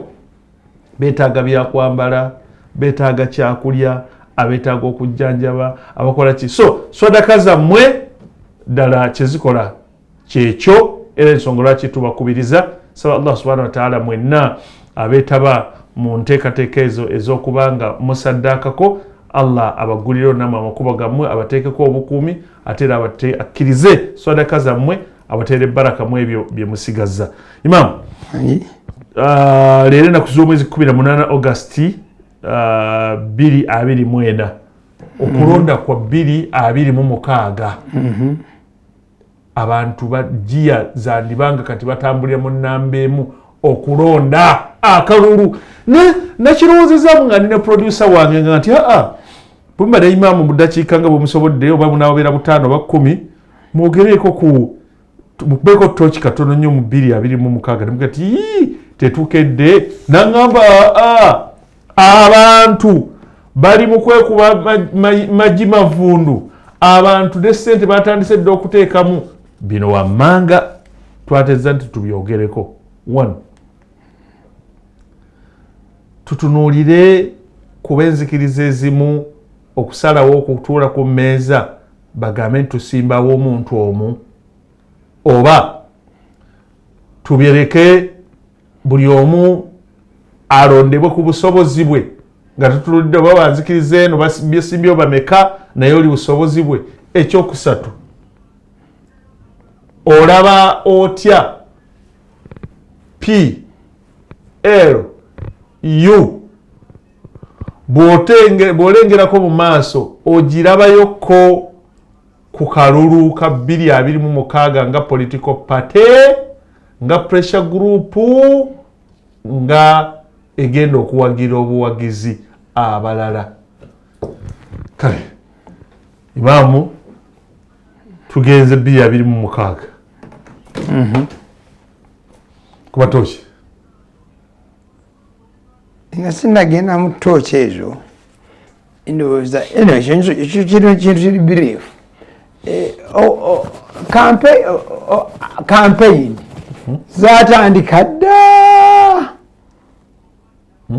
zatandika dda fourth and behind force waliwo eyali eya PLU okimanyi nayo ya campaign ya 2026 n'okugabira abantu ebifo ebipya ebyajja waliwo abafuna obwa minisita waliwo abafuna obukulu mu magye waliwo abafuna ebifo mu kkomera bonna 2026 yes ne wabaawo abeeyagaliza ebifo bya bannaabwe bonna 2026 waliwo bempulira bakisanja nabo buli lunaku boogera 2026 tetuva ku main ne wabaawo individuals ntawe waliwo ava yakoze n'omukutu mulamba nange nanteekako nga ngamba nti anoonya ali biza anoonya kalulu 2026 ayagala naga nti singa munsondayo emitwalo 5 buli mwezi wenatuukira wayagala nti omuntu omusaba nti mpa miliyoni 5 kiyinza okukaluba oba 10 naye bwe kusaba nti mpayo omwezi emitwalo 5 watuukira mu 2026 oba oliawo biba bimutereredde nolwekyo n'abeeyagaliza bangi kati olaba nange banjagaliza naye gwe teweyagaliza waliwo byenaali bano nga baga nti obwameya bakampala obutewanya mati mambu lwaki tojja n'obutwala nabyo biri ku mikutu eno ndaba babutambuza onojja era mbadde nabibabyeko onojja aliwa egwe muddalo lyammwe lino ati kati jangu eddagala nze sisobola kukola nze siri mulalu sisobola kuzanya nabalalu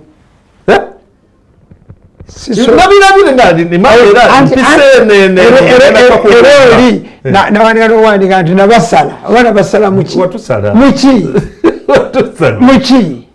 lwaki munteeka ku bufo obutono nga nyina ebifo ebinene byenkola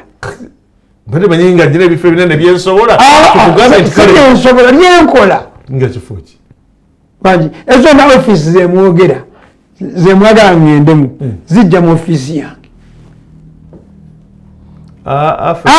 zijja kale lwaki onzija wanene webajja okundaba nga ndi munene onteeke mu ofiisi ndikubanga buliko titles wesimbe okuba president aiwa obwabwawo bwa Uganda simusobola kuba mujja kukaluubirirwa ate saala bakalubiriza kuba mwamanyira abantu bali corrupt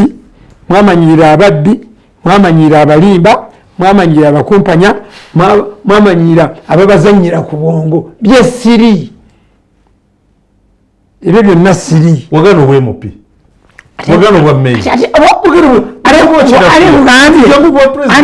owambikafo katono ate naddala nga bakutwala mu bino byekwampulidde nti ate bagakongedde constituency endala 40 kama ebyo ddalu nemumala bakeera ku makya bagaa nti Uganda esigaza constituencies 8 maximum nesimbawo olwo bategedde nti ngenda mu parliament kuba babayiseemu nga tebalina busobozi bajja kwanguwa okulabika naye kakati ogunamba obunene tegulina busobozi mweguli kuba munene tegulabika mulowooza nti bajja kwanguwa okulabika n'abantu ababa balonda ruutu eddaku tebabazza eggwanga litereere kati nyongereko ki ekyokubiri ngende mbeere obwa road mayor bwemwogera singa mbadde road mayor ate nzikyenkaabe nti tebampadde sente zakukola kiteezi nti ate bwe nagenze nengula twagenda netugula eddundu abaga nti lwaki oba twakutegeraganye n'abekatabi ate manya meeya waawa ebintu ebyekitumbavu ebyo ng'oddera nga nzira obwongo bwange mbuteeka omwo lwaki sigala nga nzijano nenjogera bwogezi abaagala ne bawulira ne bakola abatayagala ne baleka mu 2026 wabeewo okutuuza ku mmeeza ab'enzikirizeemu oba buli omu beesimbewo balonde busobozi bwa muntu enzikirizeemu kubanga osanga ekifo ekimu obwa MP kuliko abasiraamu 5 abalokole basatu omukatulikyo kati wabenga baga ono ajja tukubya akalulu lwaki tebagira bana banaffe bavaawo ne bawagira ono nebeewo banedda ekyo kyennyini kyekibatuusiza ku kyemuliko olwaleero kuba temumanyi kyemwagala abalonzi tebamanyi kyebaagala abali mu institutions n'abeesimbye bennyini abamu tebamanyi kyebaagala bye basobola ne batasobola babyeteekamu kati enkomerero ne bafuna ekyo jakukolayo nze ndi mu ofiisi ntono ya bwaimaamu ate obwekyalo si bwagombolola si bwamuluka seino kutwale olimaamu wakyalo mu ofiisi yange mujjamu abantu nga balina ensonga nnyingi naye abantu bangi babamatiza nti bw'otalimba tofuna kati nze yenna ajja n'obulimba yatafuna kasita nkukettamu obulimba nebwebanga gwoli mubwetaavu bwenkana butya sikuwa kubanga oba omaze okwenafuya njagala omusajja ajja ŋŋambe nti imaamu sirina kyamisana aleme kunnimba nti taata wange mulwadde mulese kiruddu kati mwemubuuza ebibuuzo ebiddako ekyo tekinkonvinsinga nyina kubuuza ebibuuzo ebiddako wamuno okubira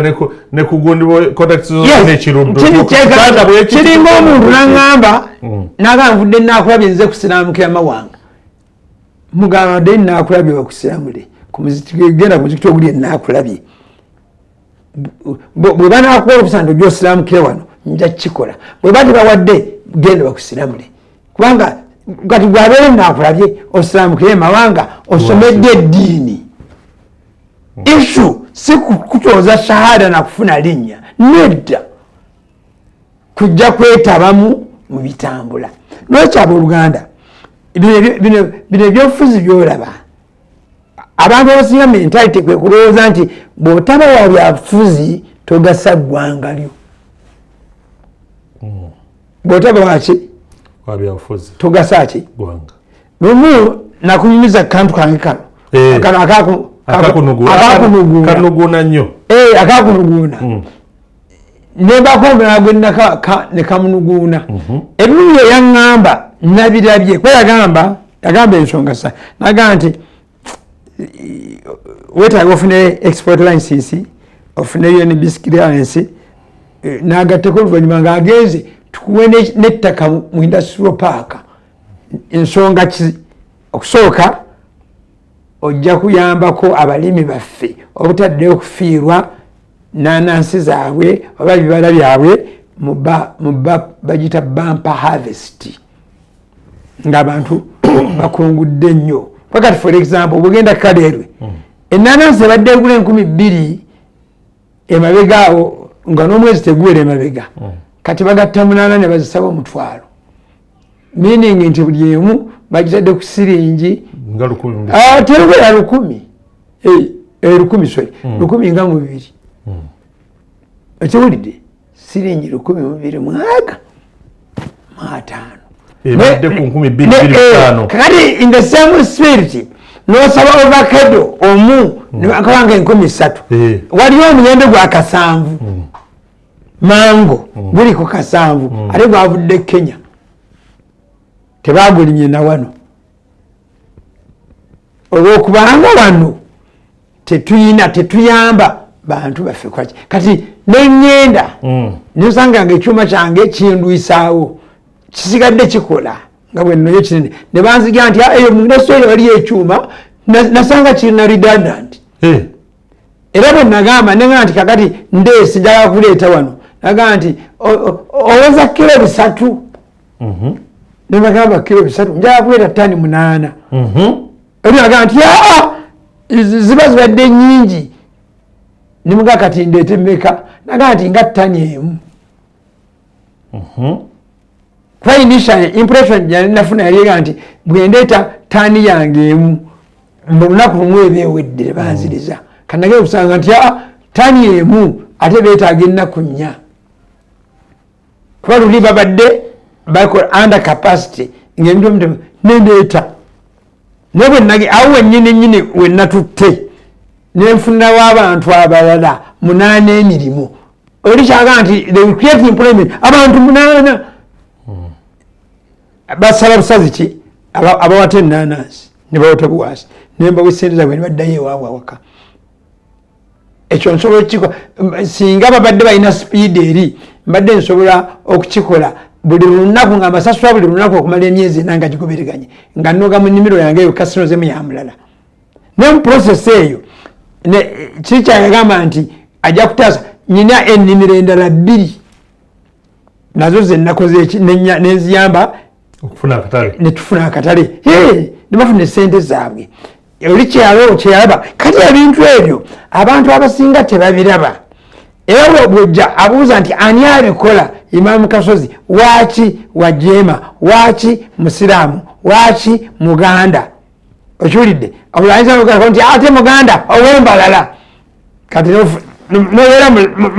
noteeka muwalake naye nga banoonya we bayinza okukulemeseza okiwulidde naye enkomerero ng'ofuna kiri kati byebyo byolabye ndabye bambasada ba Uganda 2 nga babateddeko ebigambo binene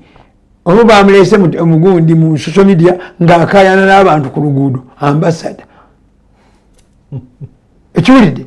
kyova nakuganze bwenzija wano nenjogera ekigambo kyange omuntu ali eyo bweru n'akipiikinga nga tawera ne bwayogera ebyenkana basimuddamu Imam tuzeeyo kusonga ya 2 abatuuze okutuuza bani abantu abayina bemusobola okutuuza nga mubayambako okutereera mu kikole bwe baba tebakyagala mukireke fata babasu hata yati Allah amri mulinde bajja kweggusa buli lunaku ekiwulidde kati kiringa abantu bano bamala galonda nti ffe tulonda bangi owulidde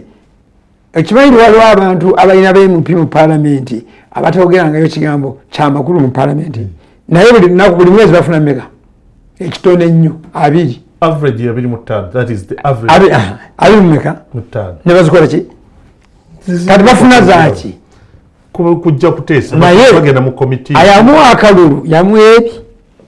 oba alinze lwalifiirwa amunoonyeze amabugo ga mitwalo 10 ate basukka waawo etegedde of course n'amabugo si mulimu gwabwe ne bwatagawadde kyovalaba ate bwe bajja nti baagala kwogera wali baŋŋambe eyo ebugere wayonga nti bakunyiigira nti wabakkiriza babyafuzi mbaga ate nze twali kulwala yabyafuzi twali tuzze kuziika muntu nekyo netugoberera system ekola ki PLU tuyinza ogiraba ku ballot paper nga political party 226 teri layikire naye ebintu bya wano kisoboka bwe babanga nga nyiniyo gwe bagala gikulya nga agala kufuna obukulembeze bwa Uganda ayinza okubaako kuba bwamisinga 2026 talinayo chansi ndala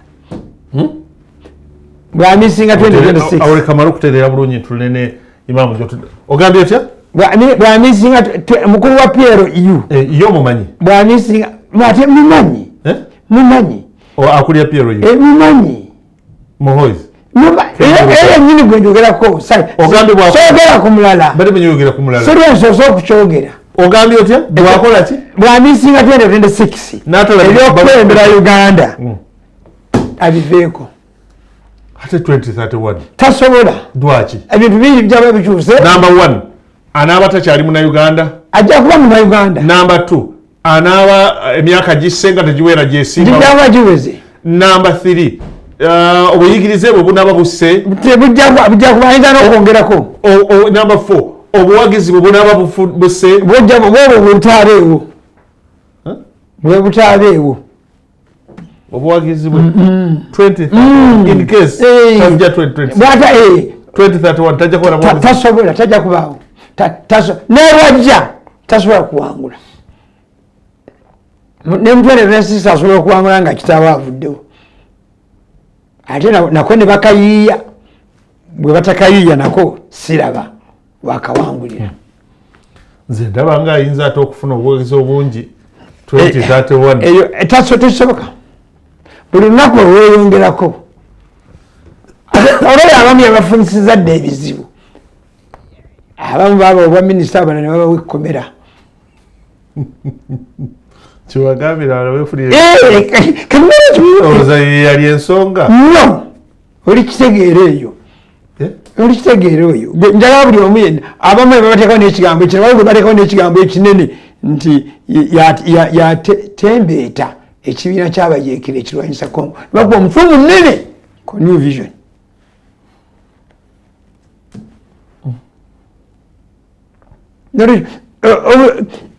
Omanyi Mungu yanyamba nensoma sociology ate nampa omukisa nensoma kye bayita Islamic thought nengezaako okugatta bino bibiri nendaba kati for example nawulidde olinga waliwo bye nawulidde mu social media again nti babo ba MP babadde bagagenda America ne babakomya ku kisaawe visa zaabwe nti bazikoze eki era oli nga ndaba kiryakitwalanga kikulu nnyo Abamerika n'Abazungu abemulaba tebamma muntu visa nti babeera n'ensonga tebaba nayo abasawo busazi nti ono tetumuwa ng'ate batanye n'okuvunaana abantu endowooza yaabwe especially abatalinanga yaabwe ekitegedde nze ayogera naawe ekyo nakirabako nasabako visa ya America nzize nfuna nga siina nakafuna visa ya America emirundi 4 ku Gwokutaano ne baŋŋamba nti tetukuwadde ate tetukumye oli kye bayita administrative processing ne ŋŋamba kankinoonye kino kiki kankinoonyereze oluvannyuma lwa myezi 2 tebanziramu ne mbawandiikira ebbaluwa ne banziramu ne bampa foomu endala nga banketta ebibuuzo byonna bye bambuuza foomu ngirina naye ate nagijjuza nembawa kubanga mu bwongo bw'omuntu yenna ategeera tebikola kuba bambuuza bye baali bambuuza edda amannya gange bakadde bange ne bambuuza kati abaana bange babeerawo abakola ki bakyala bange ne bababuuza baganda bange ne bababuuza ne bambuuza ekino nti mu myaka 15 egiise otambudde wa newa omalayo ebbanga ki ani yakusasulira wagenda kukolayo ki nabyo nembibawa otegedde n'ebirala kati bwenaddeyo bwe wayitanga tebazendayo ne bawandiikira era bwe nasembye okuwandiika nsobola n'okusomera ebbaluwa gye nabawandiikira wano nti bulijjo mbadde ndowooza nti muli ekyo kyemugamba abantu omuntu omugunjufu nga mwe nga bwe mwerowooza bw'odiringanga n'omuntu omuwanga information ekyokubiri njagala muŋŋambe saagala kulumbuzaabuza njagala muŋŋambe nti akuba ensonga eno tetukuwadde visa n'ebyebuzaabuza tetukuwadde tetukumye kuba olwampeera kiri nali n'abantu nagamba bano tubawadde bano tubamye naye gwe tetukumye tetukuwadde la hawulayi wala hawulayi kale ensonga zonna zebaleeta ku bantu era abatamanyi kyova bambeesiimisa bo basigala nga balowooza nti bakoze kinene tebalina kinene kyebakoze okusooka batiitiizi ekyokubiri nanfuusi ekyokusatu balimba ekyokutaano bakumpanya ekyomukaaga babbi bali bize buli bantu bajja ku bantu esente empitirivu mwekyo n'abangereza bwe batyo abangereza balina bano abakolera yali awo nebwoga nti bwebakola endagaano ya ssaawa 6 nga 6 ne 7 nojja 7 15 okukolako osobola kuddayo kusasula sente endala fine buli kantu konna kati olwokuba tebakyalina bino especially mundala teyalina nnyo obwegaga byabafaako ne koloni zagenda ezimu ezaali koloni zaabwe bazibabbako ezimu nezetengerera kati the only way okufuna esente kuyitamu ekyo naye ebyo byonna babikola balina omusango mu maaso ga Katonda anti Katonda bwe yakola ensi ye n'amala ogikola ffe yatugamba bw'ati siiru fil ardi tusaasaane mu nsi era n'agamba nti bw'ofuna obuzibu awantu tolinda tewetaaga kuba na refugee kugenda abantu bagende nti oli refugee ekyo yakireetana mu kibuuzo nti alaisa al ardi llahin wasia fatuhajiru fi ensi yange teyali ngazi oddukawo wewadde olina ebizibu ogenda awalala kati omuntu yenna akola ekiri contrary ku ekyo ku lunaku luli alina omusango agenda kuwoza n'abantu tugenda kusibula mu ekyo tekikutiisa nnyo mu ddakiika 14 ezisembayo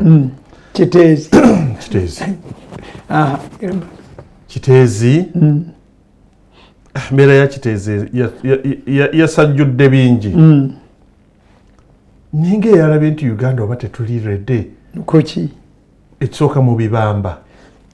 n'ebigwa tebiraze ate muyinawo department ekola eri eriwa mu office of the prime minister erina budget akageri kesikola erina budget ojobuuze minister wa disaster preparedness oba alina budget bambegerako bubegezi ekyokubiri abantu buli kimu kijjiramu ebyobufuzi bano bagamba kino bali bagamba kino nagenza okulaba Kiteezi bwe yagize nga buli wamu bagobye ebisaaniiko buli wamu ffe temutuleetera ensonga y'ebisaaniiko gy'olabanga entono etadde Kampala n'emiriraano ku bunkenke kikyetaaga okukolebwa anti ebintu biringa bisatu Kiteezi kati wawulidde mulimu emiliyoni 5 n'emu nayo issue ezegedde miliyoni 5 zakuziika ate abeetaaga okujjanja bebawadde ntono as a matter of fact abafunye obuvune beetaaga essente nyingi okubajjanjaba bajja kugamba bagende mu malwaliro ga gavumenti ng'eryawa ekiruddu babakoleko ki babajjanjabe kale webalaatire ssebo munsoji wewaloza timbalaata bagamba nti bwe tubawadde kakadde bugende mu lwaliro ga gavumenti oli afiiriddwa abantu be ayina mubambi okuweerera supposing wadde akakadde amaze weeks 2 takola ayina n'abaana basoma waliwo ebintu byemuteekwa okubeera realistic kunze ayafunye obuvune ye yalifunye sente nyingi okusinga yafiiriddwa ayinza okuba nga negwe yafiiriddwa ye breadwinner anti kakati ebyo byonna kakati era biddeyo ku kyekimu ayafunye obuvune ye si breadwinner naye asobola nolwekyo oba oyagala bonna bawe sente nga zenkana naye kuwuliisa bantu era mpola n'abakubenga nti yabawadde ne ssente bawaddeyo ne ssente ezo sente zebadde beetaaga gavumenti ekole ebituufu byayo enjego nga zino tebazifuna ekyokubiri Kiteezi yeetabiseemu politics Kiteezi neyeetabikamu obunafu bwa technocrats ne corruption Kiteezi neyeetabikamu ba citizens obutabeera conscious ku bo bennyini nga balowooza nti waliwo gavumenti eno Uganda Uganda teri gavumenti hapana tulina awo sikkanya waliwo abantu bakulembera teri gavumenti nali mpaddeko mu nsi nga mulimu gavumenti Uganda yemu kuzo tulina gavumenti temulina ekulemberwa temulina singa enguudo zikampala zifaanana bwe zifaanana singa ogenda mu ddwaliro notasanga sente singa mulina gavumenti kyali badde bagamba nti omwana asoma mu ssomero ya primary mu UPE bamuwa siringi 9 akagula omuyembe gumu akapakiti kange akakenansoba oba olina 9 tokagula kamutwalo gavumenti esasula omusomesa amusomesa ali omusasulira gavumenti buli eyo essomero lya gavumenti erina 100% omusaala nga basomesa nga gavumenti yeguwayo limu bweriti kati ngamba ki nze ayogana naawe nze ndi chairman wa board ate ku ssomero lya government aided ndi chairman wa board ekyo nkimanyi n'ebiriyo mbimanyi mbadde member wa board ku masomero ga gavumenti nga ndi member siri muntu wa bulijjo nti bwembeera awo situnuulira bintu I know what it means kati bwekugandi gavumenti wano tewaliwo gavumenti naye waliwo abantu bali mu bifo ebyobukulembeze bakulembera ki simanyi kyova abanze sibeesibaako nnyo nze ngamba omuntu genda weetobe gwe kenyini weefeeko luno lwoya lwaki lwa munyindo bw'otaategeera ekyo ojja kusanga obuzibu kati gyoba ekiteezi bakozera obadde ogamba nti bantu balagajavu mulimu ne politics byonna kati bwebigatta kwe kukola ekyo ekyabadde ekiteezi politics ate abiyingiriramu waawo ate wabirabye mutabanyi wange yayimiridde ku radio njagala kuba simu gekyayogedde asala amagezi agakijjayo buddala kiwanuka namudde ku radio emunaga nti tebasobola kuleeta bisasiro ddundu okugjako yinza nga ndi mukomera oba nga ndi mufu kigambo ekyo kyadde kinene ng'akyogerera kasasiro okusuula nga kasasiro omu gwalwanira gy'aveeyo adde eno bano bamuzaayo buzza kasasiro gwayogerako aveeyo bano ab'entebe abagamba nti kasasiro akola ki kasasiro ava ntebe mu gundi yaabwe najja eno olwokuba tetulina nkola nebyo byonna byakyabaddewo nebwogenda kati ojja kusanga nga abaleese ensawo za lumonde batungiddeko ebisubi abaleese muwogo batungiddeko ebitalina mugaso mu kibuga byonna babikoze eki babireeteddeko n'ebirala ebyali bali tebijjirako otegedde kati awo wewali obuzibu ebirala byetuleeterako nange ndi omu kubaleeta bwenoga enanansi omutwe gw'enanansi nguleeterako kuba bengenda okuguza eno wetabaako omutwe naye nga omutwe talina kyagwetaaza to gireete nga teguliiko alabanga entono kati psychologically until we change our mindset tujja kwesanga mu buzibu so kati bano benyininyini kubanga Lukwago politician ajja kugamba baba mesente kuba opposition mukyala Kisaka ye technocrat ajja kugamba esente zebampa tezimala n'abakozi abambe neetaaga okukola mu ebyo sirina n'ebyuma basitizini bonna basanga ffe tuve wano tulagewa tuve wano kolaki tulagewa temwatulaba nga tusengawo lwaki mutugobawo beetadde omugwa w'obulago beetugabalaba naye bali mu ekyo bwe tuva wano tulagewa ate okuba tewali gavumenti nga bwe kugambye ye yabadega nti bwe muva wano mugenda eno ate bwe muba mugenda mujja kugenda bwe muti nga waleti nki nsanyufumu kati ebyo nabwe bigatta wabaddewo kyenasembyeyo okuwulirako kyavudde wano minisita wano nga kiraga yeyakigize nti balaba ekyetagisa okukola abantu abaliraanyeewo babasasule bagende eri eddundu bano bongere buwongezi kugaziya kasasiro babe nga bamukoleraawo mu kifo kya kasasiro mumutwala eddundu kirabo ti ekyo mu kifo kya kasasiro mumutwala eri eddundu mukono north Abdalla gye yagambye nti yeebuuka ayagambye okumukomererwa nga mufu nga bagamba abamu nti mu kifo ky'okukola ekyo ng'ayogera ng'abalala bamuwulira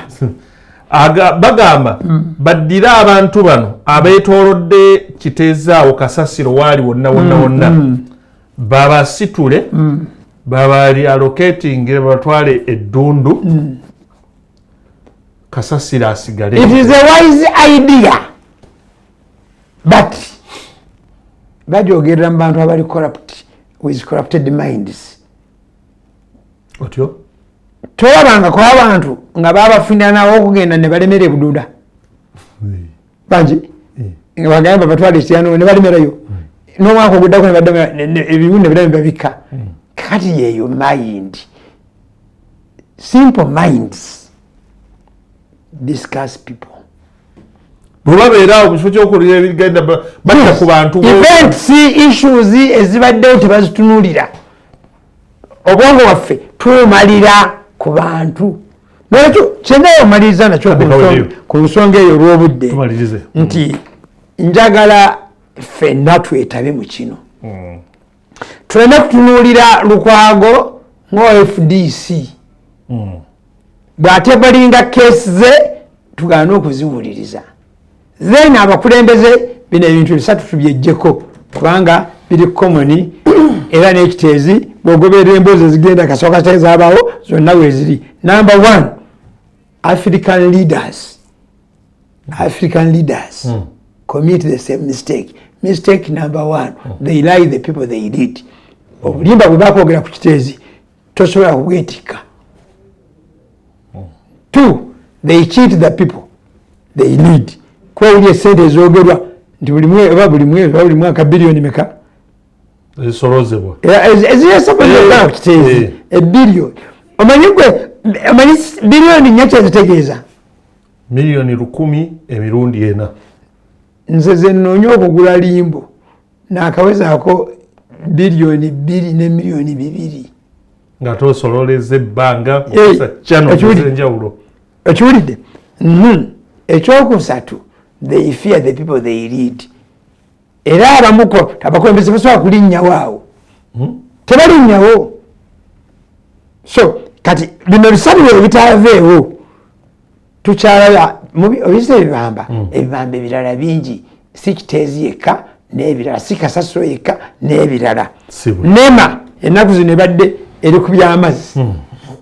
eri ku ntobazi okugjako kano keyakanga mu Lubigi yakolawo ki ekirala bangi nyinza okuganza gyempangaalira nakati ndaba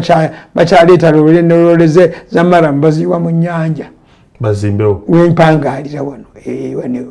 wano ku boda ya Kenya ne Tanzania ne Uganda wempangaalirawo. So njaomaliriza nga nebaza abantu mwenna betutambudde nammwe mu kukola ku Salaamu Muslim Cemetery. Waliwo chama emwe ey'abamawulire tugikozesa okusonda ssente eweereza ne impromptu message bwe bawagiwa essimu yo. Abantu bangi message eyo bwe bagiraba mugyekanga naye bw'ogiraba nga yabadde ya Muslim Channel gitwale nti ntuufu. Bw'oba tugimatidde kubaako essimu gikube sozi oba banne bajja kuddamu kikuyambe. Ekyo bwe kiba kiganye gwe waayo nga bwe waayo. Twebaza amasomero, emizikiti, abantu kinoomu, companies ez'enjawulo, organizations ez'enjawulo ku ekyo. Kati kyemaliza nakyo kyammwe mwe ba IUI alumni. President wamwe yasooka okubeera waba alumni omumanyi? Darwish Mwanje Kavuma mulwadde yeetaaga ssente kugenda India kumujjanjaba genda ogambe banno. Darwish Mwanje ali Zambia ali sababu kugenda India bamwetaaza omutwalo gumu n'ekitundu. Nolwekyo gamba abo Byango Abubakar ensonga eyo ndoza gono giri abamumusa nja kuyambako kyabo abamumusa nadanga mwakulemberako tuziyita mumusa government. Buli chairman noonya cabinet ye esookera ddala y'abantu 5 mutuweeyo siije emitwalo 10 ku limbo muziweeyo mumusa kubanga ennaku ezizireeta zisembedde. Tubajjukiza Imam Seno abajjukiza abasomedde ebirungi byonna ebirimu abamu mulinga abali absent ate abamu nga nekumukutu kwemuli tetuwawaliriza naye mumusa kyeyabatuusaako mwali badde kwemusinziira kuba buli oyoga nti mumusa bakuwulira mangu. Nolwekyo mwenna gyemuli eyo muzuukuke mutwegatteko omulimu guno tugukutule. Ekisembayo abantu bwe bafiirwa basanga obuzibu nti temwina wetuziika. Tulina limbo eri seetannamuganga tuyitayo bweyita gyeri gwe bwofiirwa nga oyala kuziika mulimbo nze nkubira essimu nja kuconnectinga ogende ebweyita oziike. Tulinayo yika zaffe 3 zakuziikamu teziiko bibuuzo kasita osasulayo abanasima ojja kutwala bino byemugamba nti wala newa awantu wonna wala newa nga tolina kirungi kyoyagalayo. Assalamu alaikum warahmatullahi wabarakatuh. Tumwebaziza nnyo Imam. Nyongera okubategeeza ensonga yo olukumi buli wiiki eya Quran ekyagenda mu maaso. Abamu tunafuyemu katono, abamu tunafuyemu, abalala ensonga tukyagitwalira ddala mu maaso. Bannange njibajjukiza tusseemuko ku maanyi. Oli waliwo abamu abaga nti nze sijja na kusasula 1,000 buli wiiki, nja kusasula 2,000, nja kusasula 5, nja kusasula 1,000. Mwenna mwebale nnyo balya naye ababadde banafuyemu twongeremu mu maaso 1,000 buli wiiki ku nsonga y'okutumbula Quran. Abantu bamwe gye muyitira, ayitire washatu, ayitire wani mwenna bannange muyitireeyo sobole okuba nga tuwaayo 1,000 olwo buli wiiki. Nze Alhaji Abdusalamu Ali Kirobe tubadde ne Imam Idi Kasozi. Tubagaliza wiiki ennungi ate tusinkane insha Allah ku Sande ejja. Assalamu alaikum warahmatullahi wabarakatuh. Wa alaikum assalam warahmatullahi wabarakatuh.